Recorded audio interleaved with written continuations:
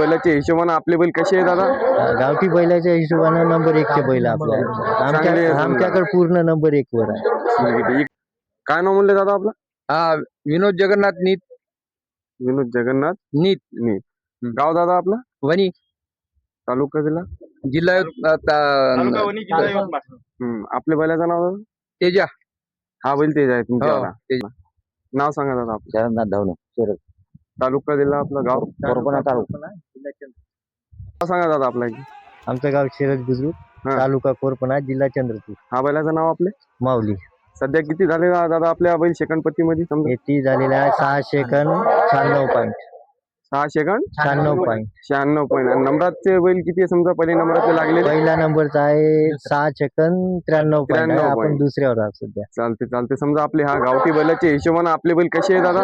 गावठी बैलाच्या हिशोबानं नंबर 1 चे बैल आपल्या चांगले आहे समजा. आमच्याकडे पूर्ण नंबर 1 वर आहे. ठीक आहे. इकडे तुम्ही पहिल्यांदाच आले का? पहिल्या वेळेस. भागात आहे आपला हे खेळायला? पहिला वेळ ठीक आहे. चालते. आपल्या बैलाचं नाव काय म्हणले? माऊली. माऊली आणि तेजा. तेजा. हे एक संगमंगच हाणतात तुम्ही का? हो, जोडी.